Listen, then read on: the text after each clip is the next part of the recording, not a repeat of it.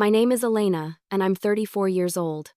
When they told me to sit in the kitchen like a servant, I knew my family saw me as less than human. To this day, I can still feel the sting of that Thanksgiving night, the moment that stripped away whatever illusion I had left about my family. When I pulled up to my parents' house, the air smelled like roasted turkey and sweet potato casserole scents that were supposed to mean warmth, comfort, family. I carried a pumpkin pie I had baked myself, a small attempt to contribute, to show that I belonged at that table. For a moment, I let myself hope that this year might be different. But the moment I stepped inside, I felt the familiar shift. My sister, Clara, swept past me in her designer heels, barely acknowledging me. My brother, Adrian, gave me the same smirk he always did, the one that said without words, "You don't matter here." Even my mother greeted me with a distracted hug before hurrying off to the kitchen, barking orders at everyone but me. The dining room table was already set crystal glasses, fine china, and a long tablecloth that shimmered under the light. Each seat had a name card.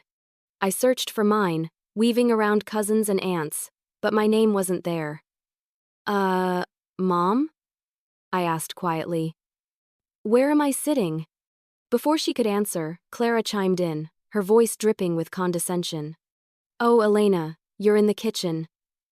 There's a spot at the little table by the counter. You don't mind, right? It's just, we didn't have enough space." I froze. My hands tightened around the pie dish until I thought it might crack. The kitchen? Everyone else was seated in the grand dining room, laughing, clinking glasses, basking in the glow of togetherness. And me? They had decided I belonged in the kitchen, shoved out of sight like a servant. I forced a smile, my cheeks burning. "Sure, no problem." Adrian chuckled, adding, "It's fitting, isn't it?" Elena's always been more of a helper than a guest. Laughter rippled around the table.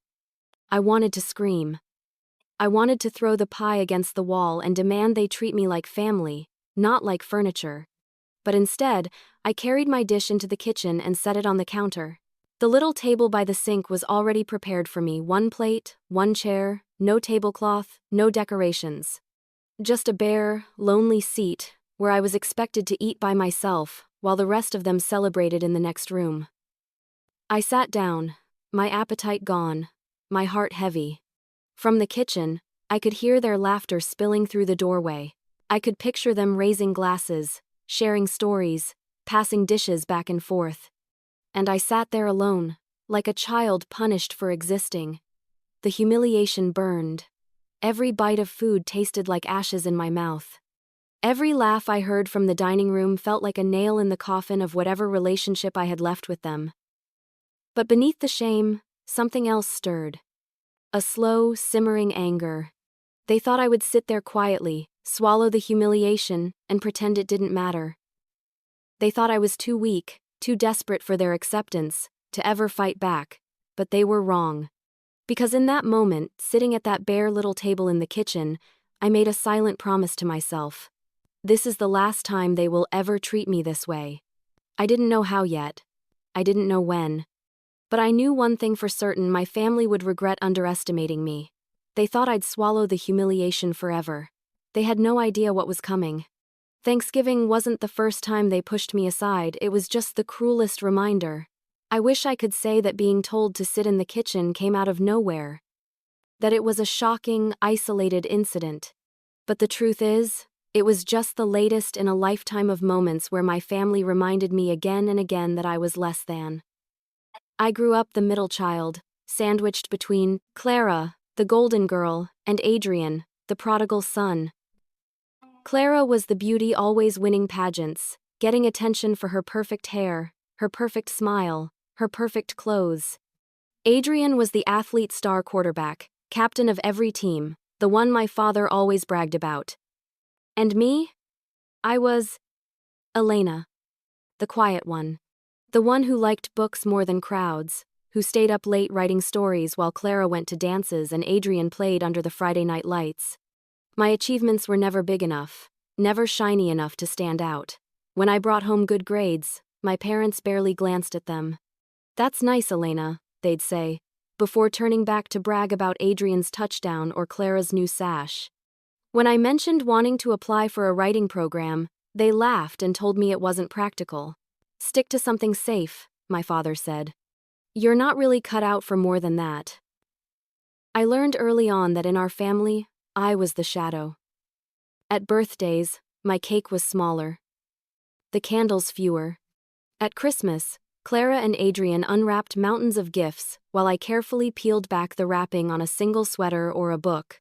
At family gatherings, relatives asked Clara about her plans, Adrian about his accomplishments, and me. They asked me to help clear the dishes. Even the photo albums told the story. Clara in her gowns, Adrian in his uniforms, my parents smiling proudly on either side, and me, off to the side, half hidden, cropped out entirely in some. Looking back, it feels symbolic, like they had been erasing me piece by piece long before I realized it. I remember one Thanksgiving when I was about 12. Clara was wearing a new dress, twirling around the living room while relatives oohed and awed.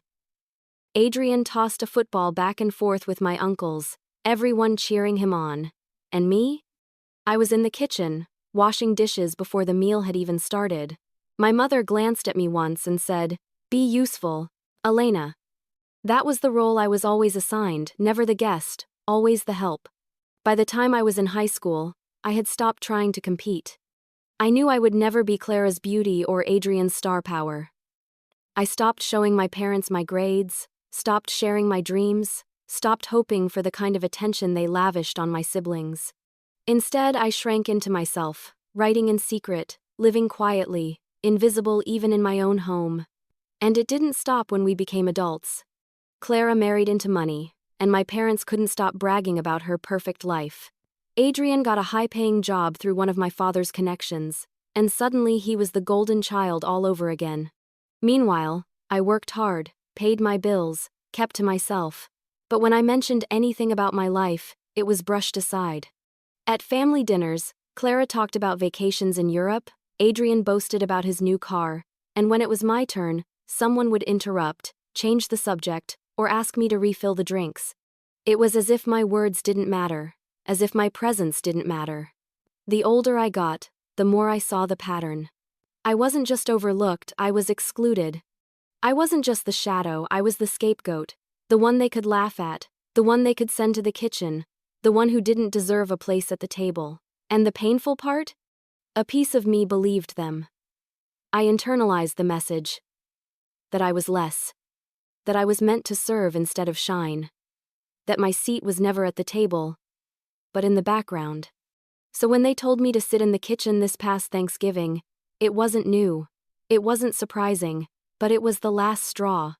Because sitting at that little table, hearing their laughter through the walls, I realized something. I had been letting them write my story for far too long.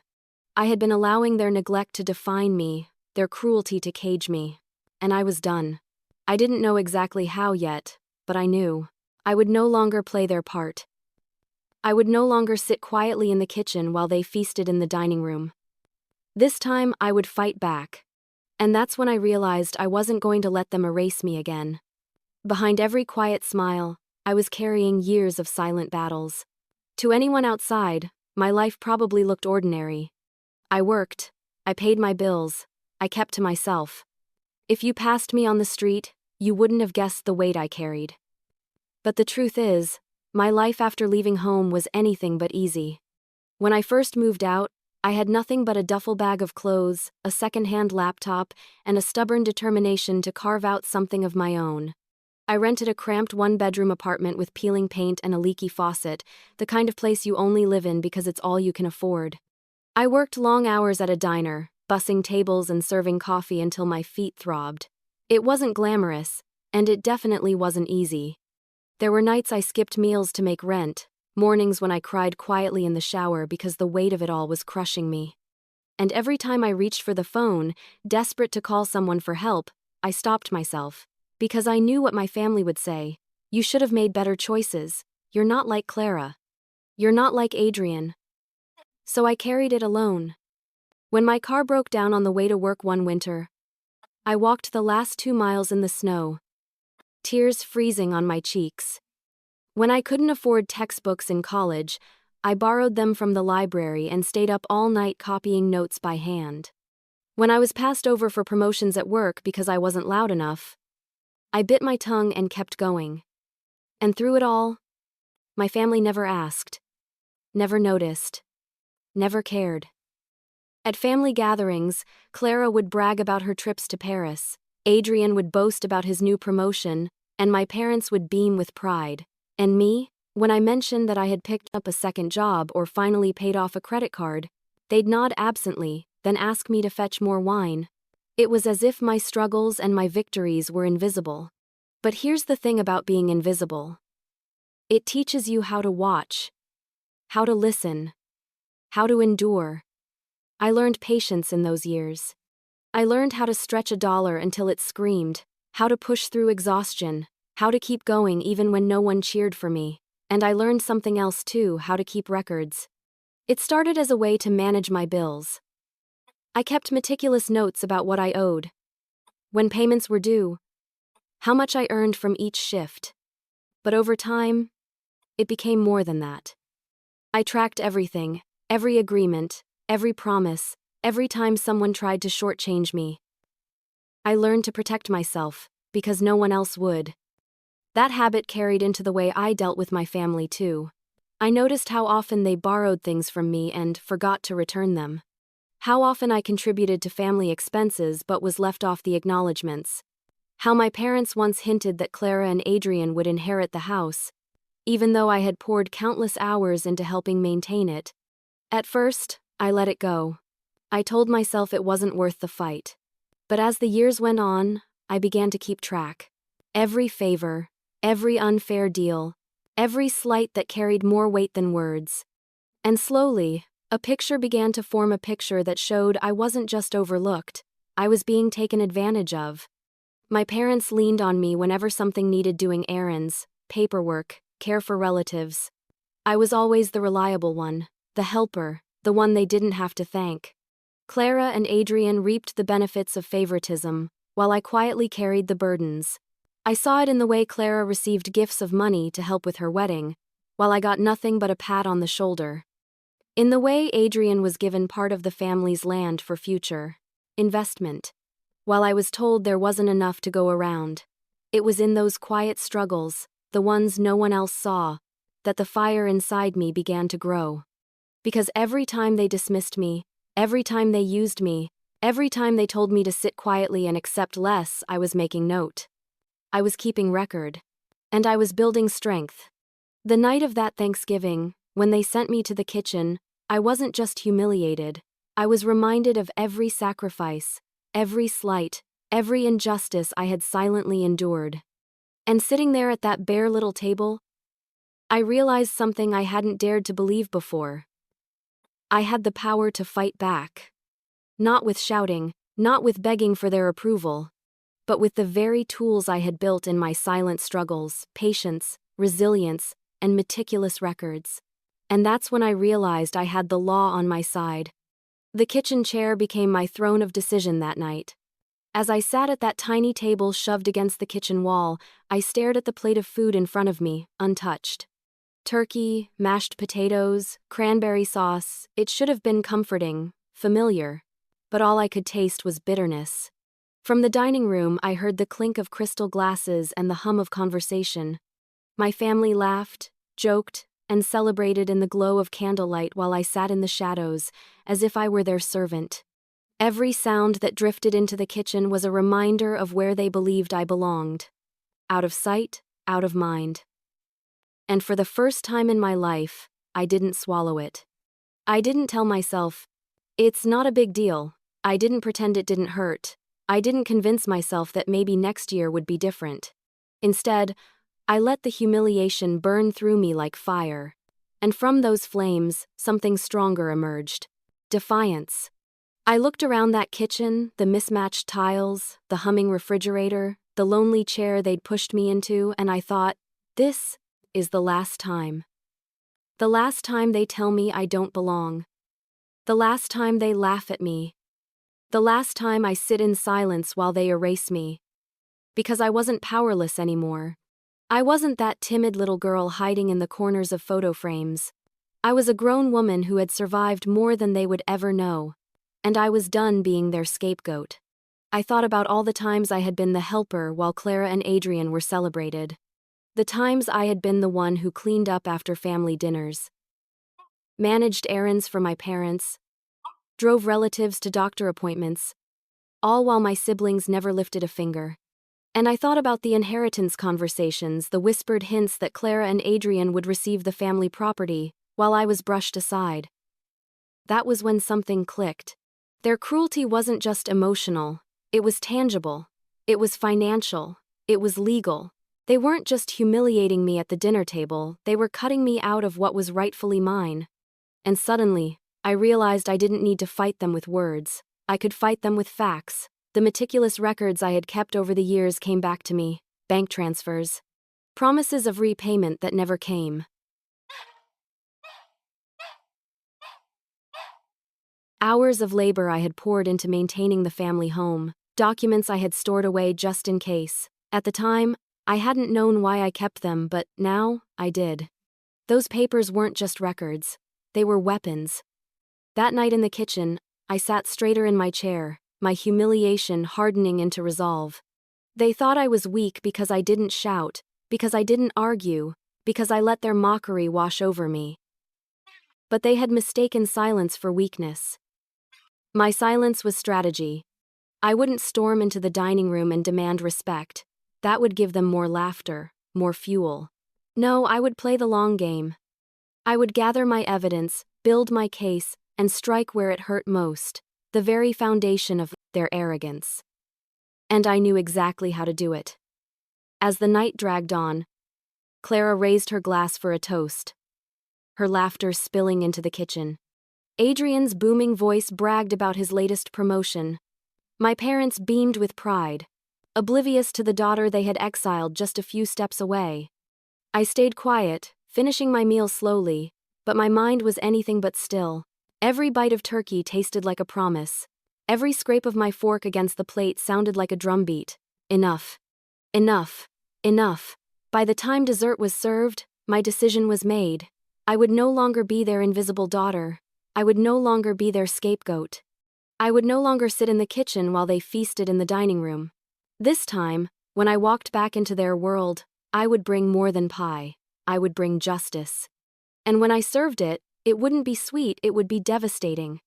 The next time they saw me, I wouldn't be silent, I'd be armed. If they thought I was naive, they underestimated how much I could learn. After that Thanksgiving, I couldn't shake the image of myself sitting at that lonely kitchen table, humiliated while the rest of my family dined like royalty. The anger followed me home, simmering beneath my skin. But this time, instead of drowning in it, I channeled it. The very next morning, I pulled out the dusty boxes of files I had been keeping for years. To anyone else, it probably looked obsessive stacks of folders, envelopes, old receipts, notebooks full of dates and figures. But to me, it was order, it was proof. It was everything I had silently endured, catalogued in black ink. I sat on my living room floor, papers spread around me like puzzle pieces, and began sorting. Bank transfers from when my parents had asked me to help Clara out with her wedding expenses, money that was never repaid. Records of weekends I spent repairing the family property, fixing fences, repainting walls, hauling trash while Adrian took credit for the improvements.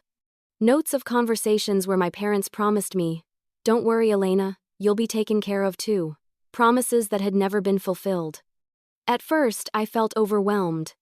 There was so much years of little injustices I had brushed aside, convincing myself they weren't worth the fight. But laid out in front of me, I saw the pattern clearly. This wasn't just neglect. It was exploitation. And it had a paper trail. I spent weeks digging deeper. After work, I'd come home, brew a pot of coffee, and dive into research. I combed through county records, pulling up property deeds and inheritance documents. I discovered that part of the family land had been quietly transferred to Adrian's name years ago. I compared dates and signatures, and the timeline told me something chilling. It had happened while I was still living at home, completely unaware. Then I looked into Clara's wedding fund. My parents had claimed they dipped into their savings to help her, but the bank records I still had told a different story. The money had come directly from a joint account I had once been asked to temporarily contribute to for family expenses. It turned out my contributions had funded her lavish ceremony while I was left struggling to pay my own rent. Each discovery fueled me further. The humiliation of Thanksgiving became a spark, and every piece of evidence was kindling. My anger grew sharper, more focused, until it no longer felt like pain, it felt like power. But I knew I couldn't rely on rage alone. I needed clarity, precision, a plan. So I organized everything. I created timelines, highlighted discrepancies, and made copies of every document. I started a binder, neat, methodical, undeniable. I knew if I wanted to take them to court, I would need more than emotion. I would need facts that couldn't be ignored. And I found them. The more I uncovered, the clearer it became. My family had been cutting me out, deliberately. Inheritance shifted toward my siblings. Assets transferred behind my back. My labor used but never acknowledged. They hadn't just forgotten me, they had erased me on purpose. That realization hit hard. For a moment I sat on the floor surrounded by papers, tears blurring the ink.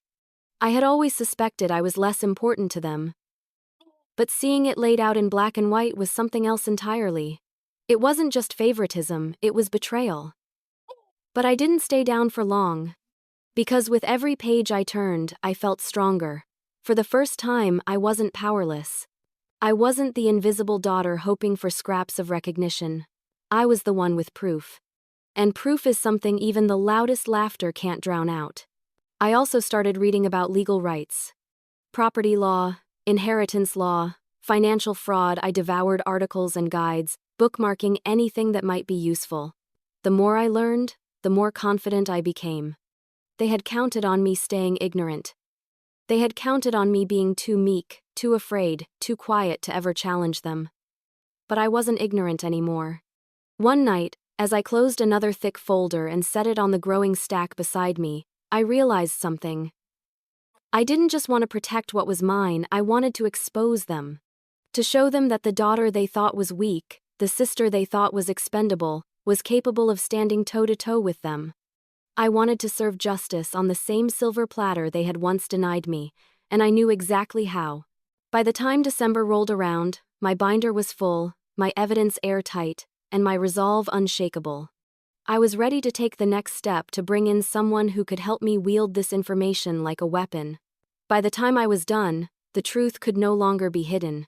Every warrior needs an ally, and I found mine in a lawyer who believed me.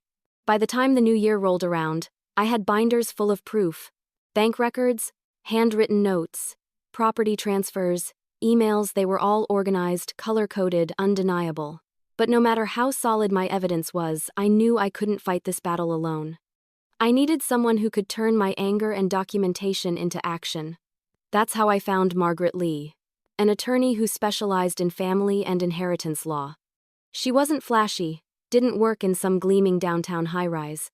Her office was small, tucked into a quiet corner of the city, with walls lined by shelves of thick legal books. But the moment I met her, I knew she was exactly who I needed. She greeted me with a firm handshake and sharp eyes that missed nothing. "So, Elena," she said, motioning for me to sit. "Tell me your story." I unfolded it slowly, carefully. At first, I felt hesitant, almost embarrassed. Part of me worried she'd think I was being dramatic, that she'd dismiss me the same way my family always had. But the more I talked, the more I saw her expression change, not with doubt, but with focus. She leaned forward, asking questions, scribbling notes, making connections. When I laid the binder on her desk and flipped it open, her eyebrows rose. "You've been keeping records for years?" I nodded. I didn't know why at the time. I just felt like I had to. She smiled, just slightly. "That instinct may have just saved you." We spent hours going through everything. She examined the property deeds, tracing the signatures and dates. She flipped through the bank transfers, noting the amounts and recipients. She read my handwritten notes of conversations, cross-referencing them with documents. By the end of it, she sat back in her chair and folded her hands. "Elena," she said, her voice calm but steady, "you have a case." Those 4 words hit me harder than I expected. For years, I had carried the suspicion that my family was cheating me, but I had never had proof, never had anyone confirm it. To hear a professional, someone who knew the law inside and out, tell me that my instincts were right, it was like a weight lifting off my chest. She continued, "Your siblings received assets that were meant to be shared. The financial transfers alone raise serious questions, and the property deed, that's the smoking gun. We can argue not only that you were cut out unfairly, but that deliberate steps were taken to exclude you." I swallowed hard. Emotions swirling. Relief. Validation. And beneath it all, a growing determination. "What happens now?" I asked. Margaret leaned forward. "Now we build. We'll file motions, draft claims, and prepare for court. They won't see this coming, Elena. And when the papers are served, they'll know you're not invisible anymore." For the first time in my life, I felt like someone was on my side. Not just listening, but fighting with me. Margaret didn't treat me like a nuisance or a burden. She treated me like a client with rights worth defending. Over the next few weeks, we worked closely together. I spent evenings in her office, poring over more documents, answering her detailed questions, signing affidavits. She was thorough, relentless, and fierce, and she pushed me to be the same. There were moments I doubted myself. Times when the little voice in my head, the one my family had planted years ago, whispered, "What if you're overreacting? What if you lose? What if this just makes things worse?" But every time, Margaret countered that voice with facts. "You're not overreacting. You're protecting what's rightfully yours." One evening, after a long session of reviewing paperwork, she looked me squarely in the eye. "Elena, I've seen a lot of cases. People get greedy, families tear each other apart, and sometimes there's nothing we can do. But your case? It's solid. You've been wronged, and the law is on your side. You just have to trust the process and yourself." I nodded, clutching the binder like it was armor.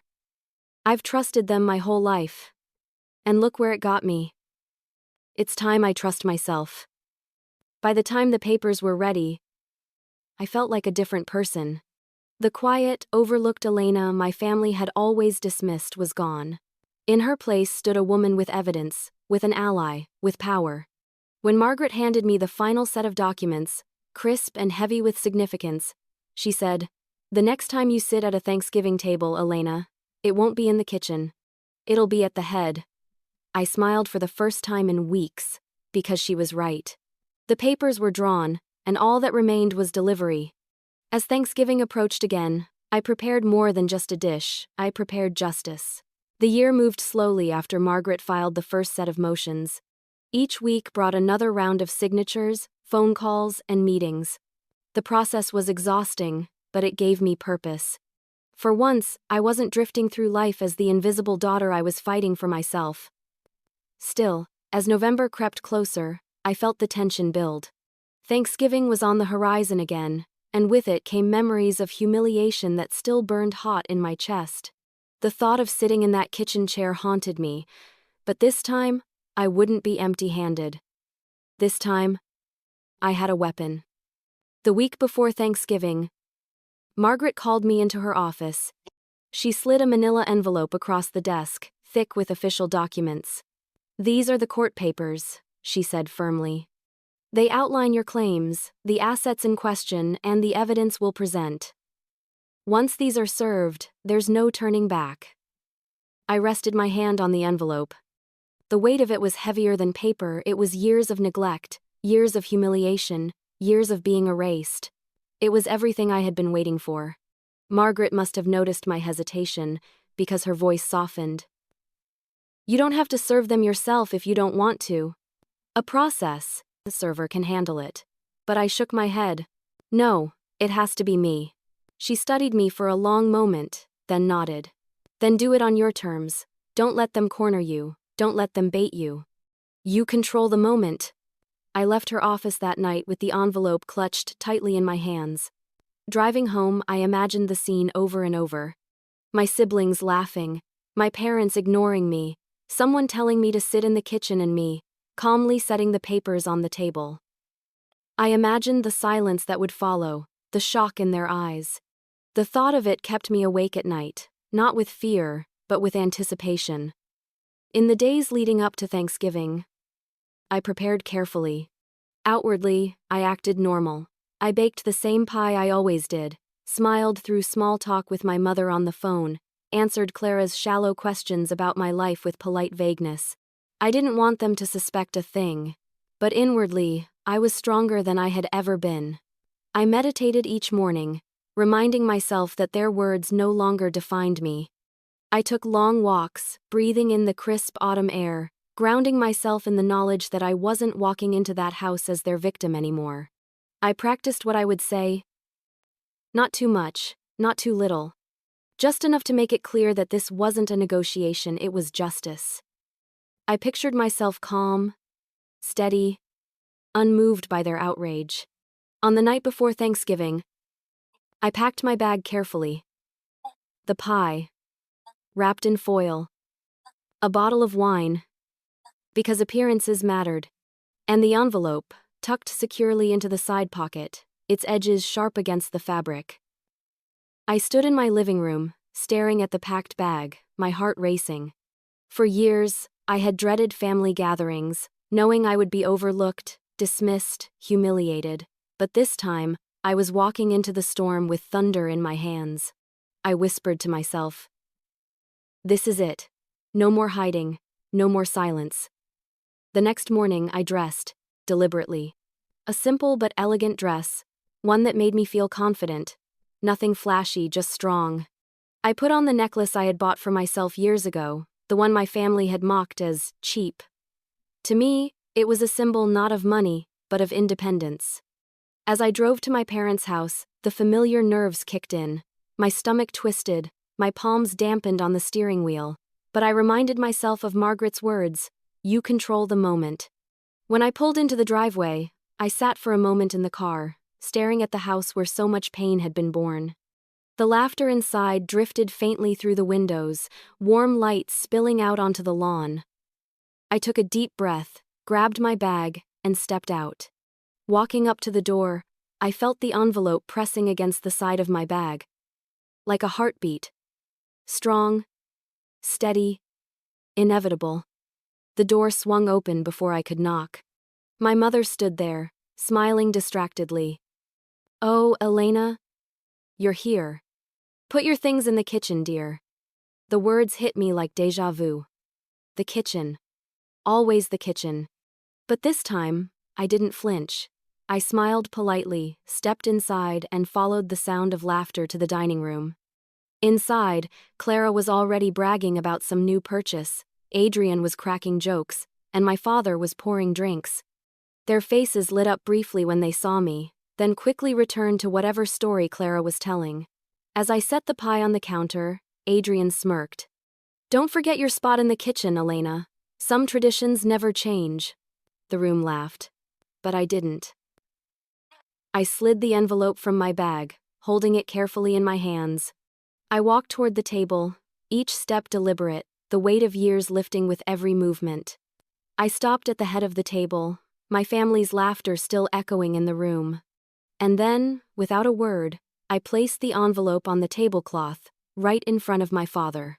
The room went silent. I straightened my shoulders, meeting their eyes one by one, and finally spoke. "Some traditions," I said softly, "are about to change." I walked into that Thanksgiving dinner not as their victim, but as their reckoning.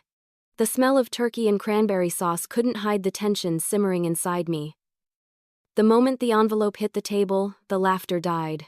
My father's hand froze mid-pour, the wine glass tipping slightly before he steadied it. Clara stopped mid-sentence, her smile faltering. Adrian leaned back in his chair, his smirk slipping into confusion. "What's this?" my father asked, his voice tight. I kept my expression calm. "It's something I should have given you years ago." For a heartbeat, the room stayed silent. The chandelier above the table hummed faintly, the only sound cutting through the thick tension. Then Clara let out a laugh, sharp, brittle. Oh, come on, Elena. Is this another one of your projects? Her tone was the same she had used since childhood, mocking, dismissive, certain that whatever I was doing couldn't possibly matter. But when my father opened the envelope and pulled out the stack of papers, her laughter cracked. "What is this?" he asked again, flipping through the documents, his face tightening with every page. I folded my hands in front of me, steady. "Those are court filings. I've documented every instance where I've been cheated out of what I'm owed.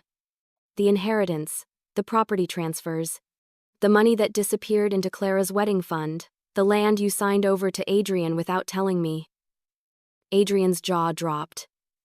"You've got to be kidding me." "No," I said evenly. "I'm not." My mother's face drained of color. "Elena, why would you do this? We're family." I let out a short laugh, though there was no humor in it. "Family? Is that what you call it?" Because from where I've been sitting in the kitchen, year after year, it looks a lot more like exploitation than family. The silence was deafening. No one moved, no one spoke. I could feel their eyes on me, but for once, I didn't shrink under the weight. Adrian slammed his hand on the table. "This is ridiculous. You're bitter because you didn't make anything of yourself and now you're coming after us?" I met his glare head on. "No, Adrian.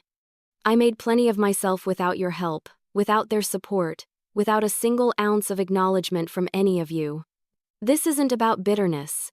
This is about justice." Clara's voice pitched high, almost shrill. "You can't be serious. You'd drag your own family through court? Wouldn't you?" I shot back. "If your own family cut you out, stole from you, humiliated you for years, wouldn't you fight back?" Her mouth opened, but no words came out.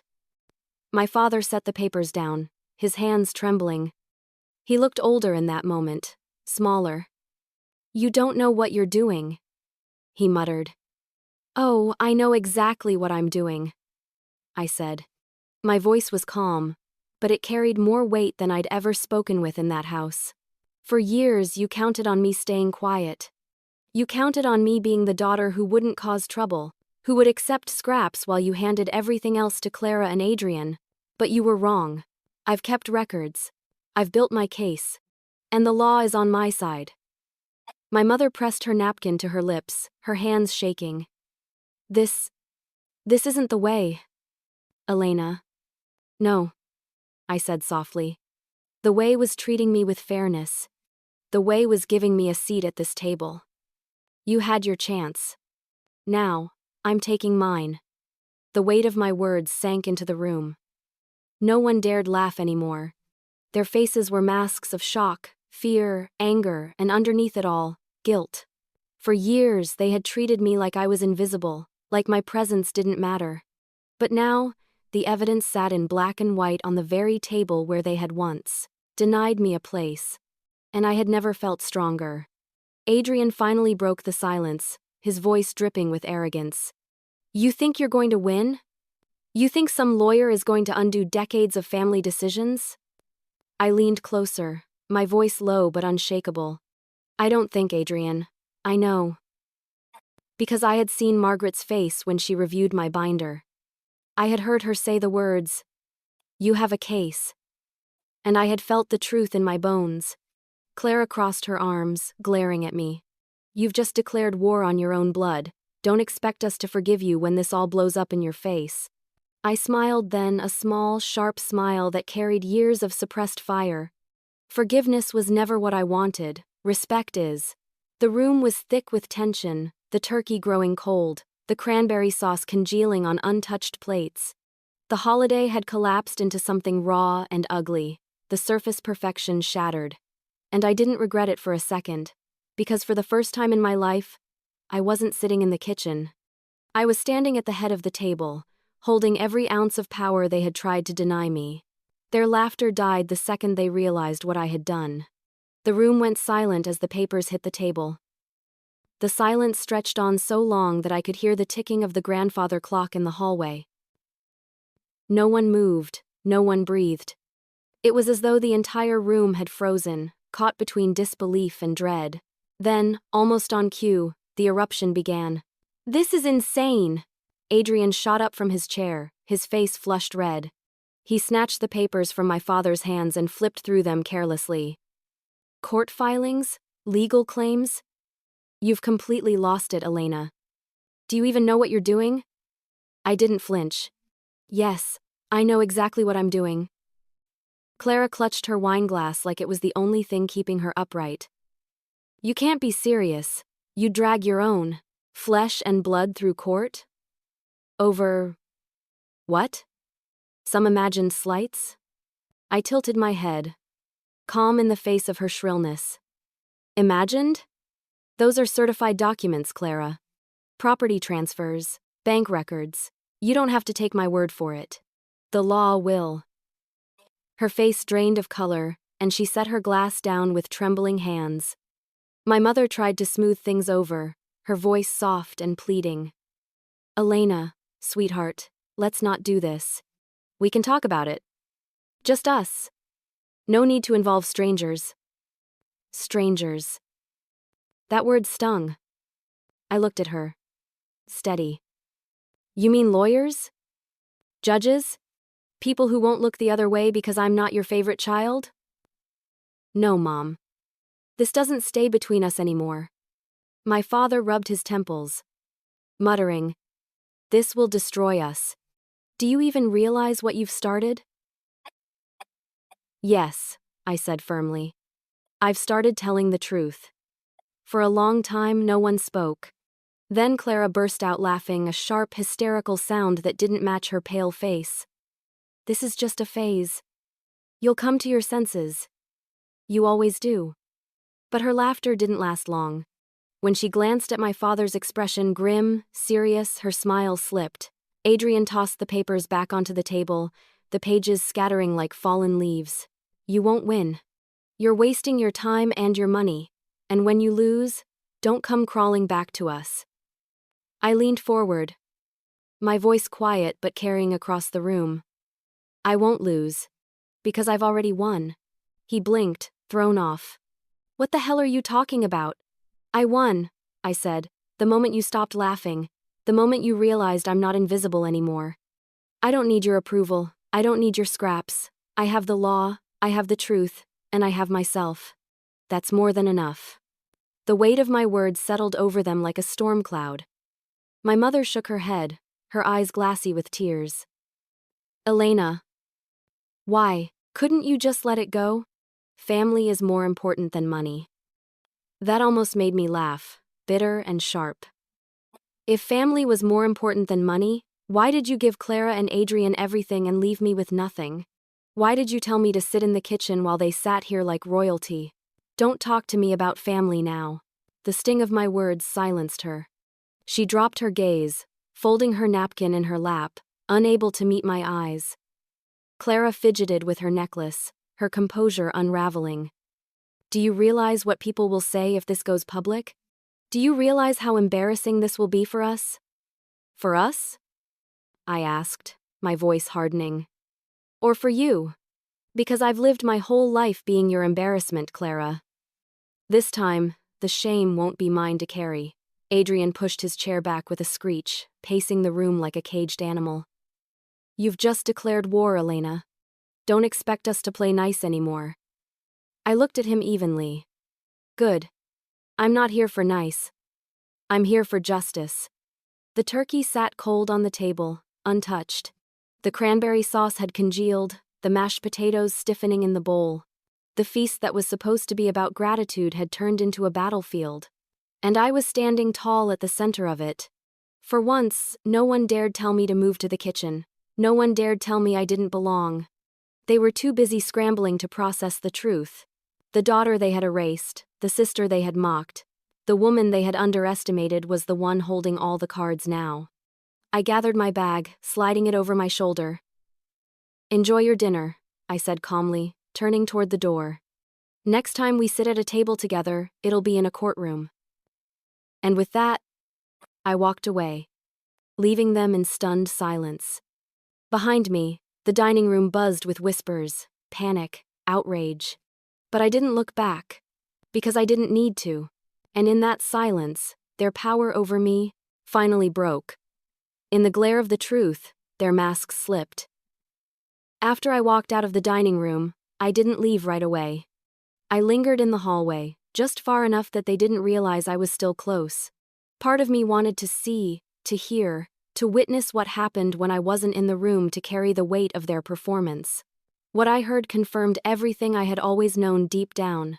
Clara's voice rose first, shrill and panicked. "We have to stop her! Do you realize what this will do to us if it goes to court? People will think we're monsters." Adrian scoffed, his voice dripping with venom. "People will think she's crazy. No one will believe her." My father's tone was harder, colder. "Don't underestimate her, Adrian. If she's gone this far, she must have more than just accusations." That silence that followed was thick with fear. Then my mother's voice broke through, weak and trembling. "Maybe we can talk to her. Make this go away quietly," Clara snapped. "You mean pay her off? I'm not giving her a dime. She's jealous. That's all this is." "No," my father said sharply. "This isn't jealousy. This is evidence. If she has the deeds and the transfers, then we're exposed." For years I had imagined what it would be like to finally see my family without their masks. And now, standing in that hallway, I saw it clearly. They weren't strong. They weren't perfect. They weren't untouchable. They were greedy, desperate, and terrified. Clara, the golden child who had always looked down her nose at me, was scared of losing her carefully constructed image. Adrian, the self-proclaimed success story, was terrified of being exposed as a fraud propped up by favoritism. And my parents, who had always claimed to be fair, were finally forced to admit that they had chosen their favorites, and that choice had consequences. I should have felt guilty. I should have felt torn, conflicted, maybe even ashamed. But I didn't. I felt clarity. Because in their fear, in their panic, I finally saw the truth. They had never cared about me. Not as a daughter. Not as a sister. They cared about what I could do for them, about how I could serve them, about how invisible I was willing to remain. The moment I refused that role, I became a threat. I stepped back into the dining room doorway, my presence startling them into silence. Their eyes darted to me, guilt flashing across their faces. "You don't have to bother whispering," I said calmly.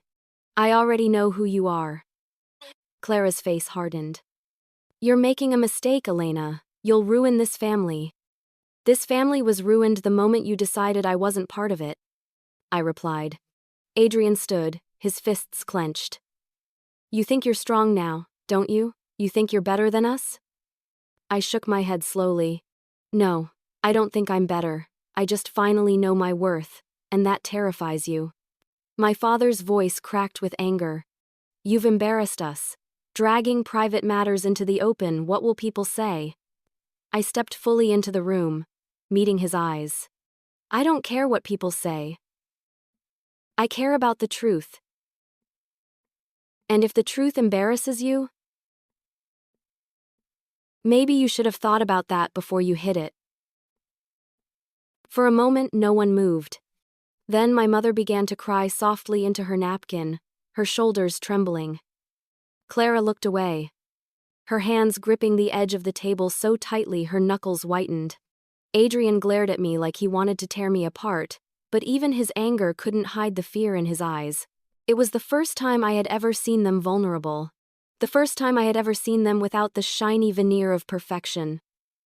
And the sight was liberating. Because now, they weren't gods I could never reach.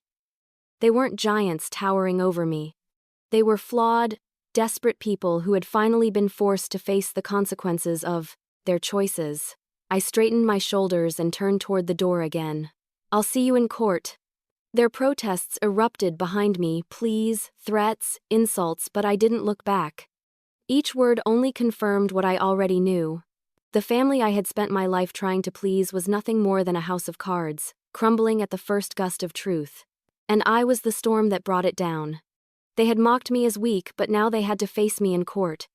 The courtroom became my Thanksgiving table, the place where I was finally seen.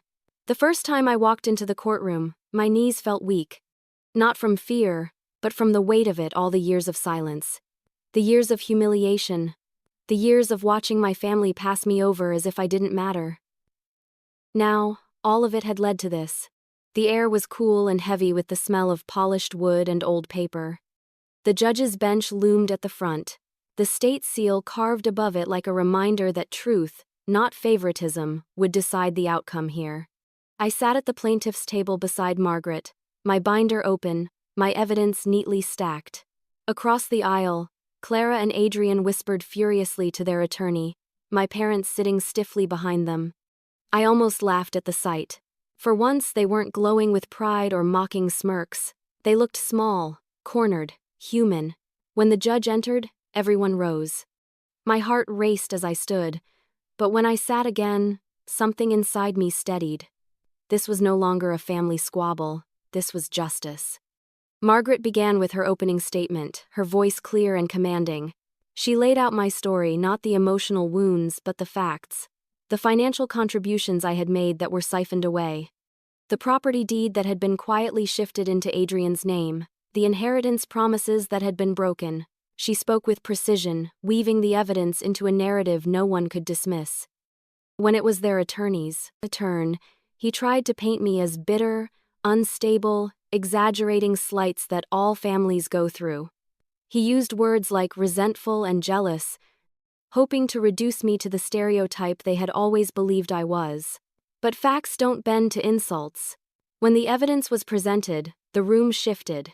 The bank records spoke louder than their excuses. The notarized documents of property transfers undermined every denial. My meticulous notes, dated and cross-referenced, showed a pattern too consistent to ignore. I watched as Clara squirmed in her seat when the wedding fund came up, her cheeks flushing as the numbers were read aloud. I watched Adrian's jaw tighten when the land transfer was displayed on the projector, the judge's eyebrows lifting at the irregularities. I even saw my father's hands tremble as the promises he had made in writing were read aloud, word for word, stripping away the lies he had clung to for years. And through it all, I sat silently, steady, my gaze fixed on the judge. When it was my turn to testify, I took a deep breath and walked to the stand. My voice trembled at first, but it grew stronger with every word. I told my story, not the sobs in bathroom stalls, not the empty chairs in family photos, but the facts, how I had contributed financially, how I had labored on the property, how I had been excluded from every decision that mattered. The attorney tried to rattle me. He asked if I was jealous of Clara's success, of Adrian's accomplishments. I looked him dead in the eye and said, "No, I'm not jealous. I'm tired of being erased." The room was silent after that. Even the judge paused, pen hovering over his notes. Margaret closed our case with strength and finality. This isn't about sibling rivalry or petty grievances. This is about deliberate exclusion. This is about rights denied. And today, it's about restoring what never should have been stolen. When the gavel finally came down days later, the decision was clear. The judge ruled in my favor. Assets that had been transferred without my knowledge were to be returned. Compensation for financial contributions was ordered. And, most importantly, the record was corrected. I was recognized legally and officially as a rightful heir, not the forgotten daughter they had tried to bury. The sound of that gavel was the sweetest I had ever heard. Clara buried her face in her hands. Adrian stormed out of the courtroom, his arrogance shattered. My parents sat in stunned silence, unable to meet my eyes. And me? I sat taller than I ever had before. Because for the first time in my life, I wasn't invisible. I wasn't the helper, the shadow, the one shoved into the kitchen. I was the woman who had faced them head-on and won. Walking out of the courthouse, the sun felt different on my face, warm, freeing, like it was shining on me for the very first time. Margaret walked beside me, her voice calm but proud. "You did it, Elena. You stood up, and you won." I nodded, tears stinging my eyes. "No," I whispered, more to myself than to her. "We did it. The little girl they ignored, the woman they tried to erase, she did it. When the gavel fell, so did the last of their control over me. Winning in court didn't erase the past, but it gave me back my dignity. After the judge ruled in my favor, I thought I would feel pure triumph. And in a way, I did. The moment the gavel struck, I felt years of silence and shame crack open like a shell, releasing the strength I had always carried inside me. But once the adrenaline faded, reality set in. Winning in court didn't mean everything was suddenly perfect. It didn't mean my family would suddenly see me, love me, or change. It meant something far better. It meant I didn't need them to. The days following the verdict were tense. My phone lit up with messages from numbers I knew by heart but hadn't heard from in months. Clara sent a flurry of texts, some angry, some pleading. "You've embarrassed us beyond repair. We can fix this, Elena. Just take it back." Then, as if changing tactics, "We're still sisters. Don't throw that away." Adrian wasn't subtle. His voicemail was laced with rage. "You'll regret this. You've destroyed the family name. You think you won? You've just started a war." My parents were quieter, but their silence was almost worse. My mother sent one message: "I hope you're happy." My father didn't call at all. I didn't know if it was pride, shame, or anger that kept him away. Maybe it was all three. And yet, in the midst of their bitterness, I felt something I had never felt before: peace. For the first time, I didn't owe them explanations. I didn't need their approval. I didn't have to beg for scraps of affection or recognition. The law had spoken, the record was corrected, and I had stood up for myself in a way that no one could erase. Of course, the community noticed. Word spread quickly. Small towns have a way of carrying whispers like wildfire. At the grocery store, people glanced at me differently. Some nodded with quiet respect, others whispered behind their hands. A few even approached me. One older woman, a neighbor I barely knew, leaned in and whispered, "Good for you. I always wondered why they treated you the way they did." Her words almost brought me to tears. Because it meant someone had seen, someone had noticed, even when I thought I was completely invisible. Still, there was loss. Family gatherings stopped happening, at least with me included. Birthdays came and went without invitations. Holidays were quieter. The house I had once dreaded walking into was no longer open to me, and yet I didn't miss it. Instead, I created new traditions. I hosted small dinners with friends, people who loved me not because they had to, but because they chose to. I laughed freely at those tables, without fear of being mocked or dismissed. The first Thanksgiving, after the trial, I set my own table, simple but beautiful, and sat at the head of it.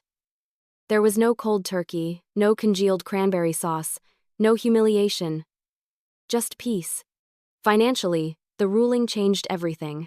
The property was partly restored to my name, and the compensation I received lifted the weight of years of struggle. For the first time, I didn't live paycheck to paycheck. I didn't dread the next emergency bill. I could breathe, but more than money, it was validation. Proof that my voice mattered. Proof that my years of record-keeping, of quiet endurance, hadn't been for nothing. Proof that the truth, no matter how long ignored, can still come to light. Sometimes, late at night, I thought about Clara and Adrian. I wondered if they still saw me as the quiet sister they could laugh at, or if they now saw the woman who had bested them in court. I wondered if my parents sat in that dining room, staring at the empty chair where I once sat, and realized what they had lost. But then I'd remind myself, it didn't matter. Their recognition was no longer the prize I sought. Their approval no longer dictated my worth. The court had given me justice, but I had given myself freedom. I stopped checking my phone for their messages. I stopped waiting for apologies that would never come. I stopped longing for a seat at their table, because I had built my own. Winning in court didn't erase the pain of the past, but it taught me something far more powerful. I was never powerless. I had always been strong, I just needed to stop waiting for them to see it. And now, I would never let anyone make me sit in the kitchen again, because what I gained was worth more than their approval. With the chains of their judgment gone, I built a life that was finally mine. In the months after the court battle ended, I realized something important. Victory was only the beginning. Justice had given me closure, but it didn't tell me how to live. That part was up to me. For so long, My life had been shaped by my family's shadow. Every decision, every doubt, every hesitation traced back to the voice inside me whispering, "You're not enough. You don't belong." But with their power broken, that voice grew weaker by the day. In its place came something unfamiliar but exhilarating: freedom. The first thing I did was move. For years, I had lived in modest apartments, always making do, always settling for good enough. But with the compensation from the trial, I bought a small house of my own.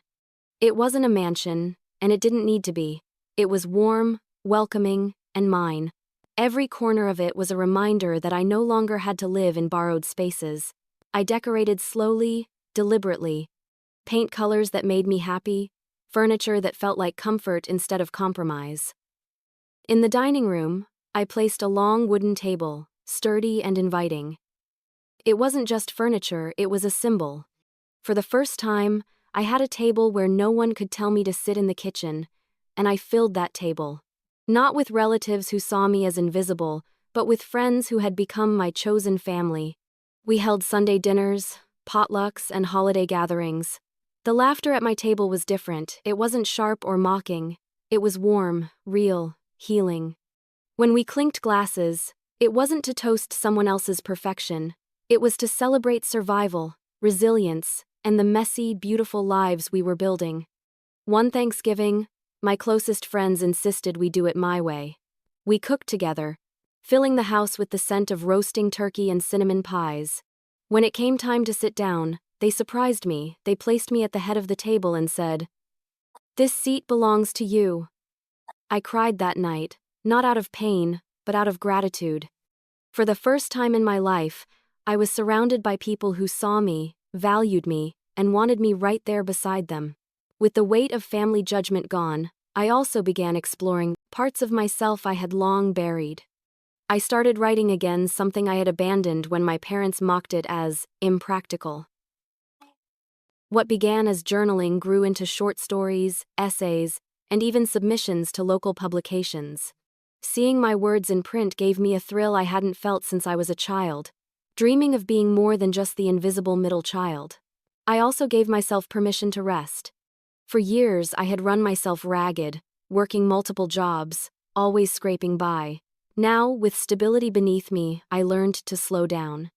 I took long walks in the evenings, breathing in the fresh air.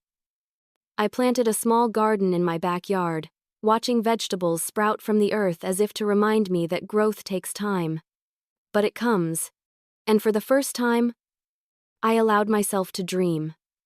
Travel, love, purpose. I let myself imagine a life that wasn't about survival, but about joy.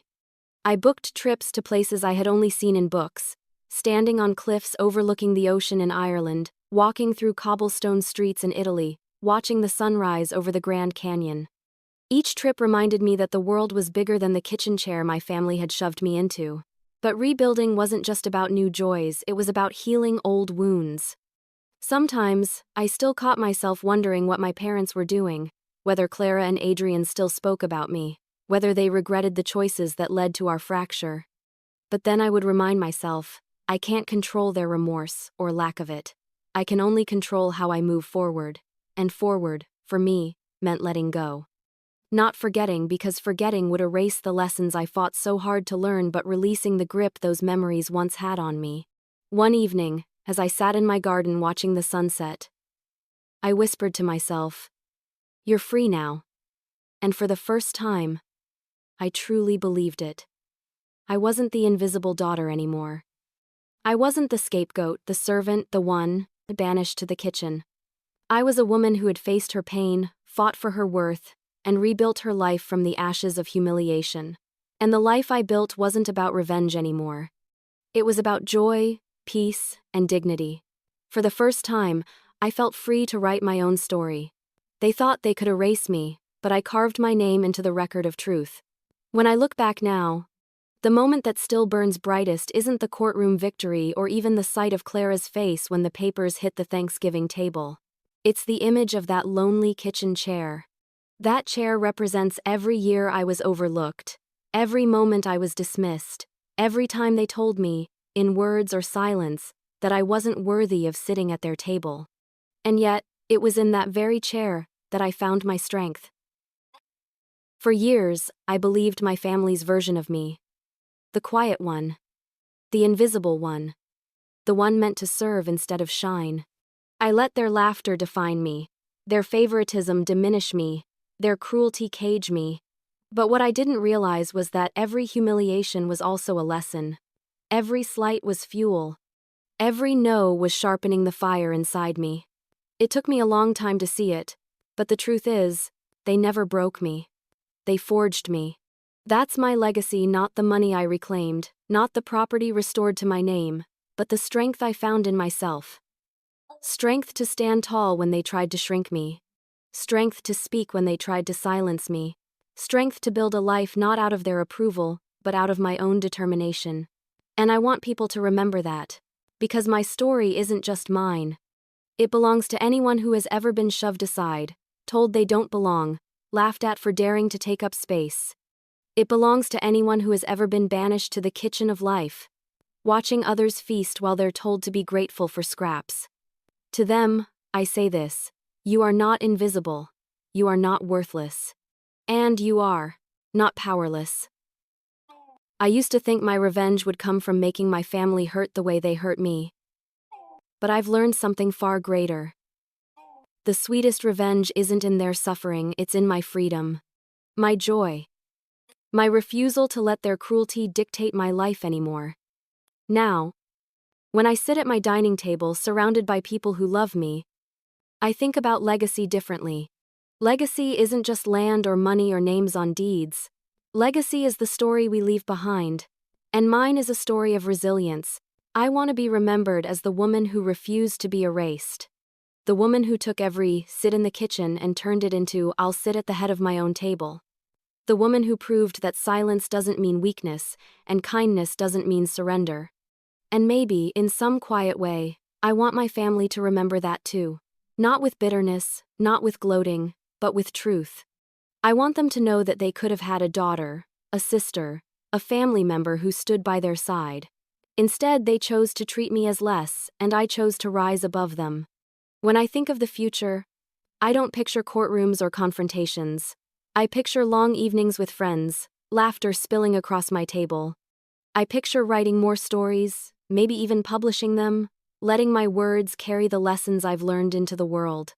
I picture building something bigger than myself: scholarships, mentorships, opportunities for kids like me who grew up believing they didn't matter. Because if my story can do anything, I want it to light a spark in someone else. I want some quiet girl sitting alone, thinking she'll never be enough, to hear my words and realize she already is. The legacy I leave behind isn't about proving my family wrong, it's about proving myself right. They told me to sit in the kitchen, and for a long time I did. I sat there quietly, swallowing my pain, convincing myself it didn't matter. But when the day came that I finally stood up, I didn't just leave the kitchen, I left their expectations, their control, their power over me, and I never looked back. So here is my final reflection. Life will always have people who try to shrink you, erase you, or chain you to the smallest seat in the room. But you have the power to stand, to claim your space, to build your own table where you don't just sit, you lead. That's the story I'll leave behind. That's the mark I'll carve into the world. They told me to sit in the kitchen, but I left them sitting in the ashes of their own cruelty.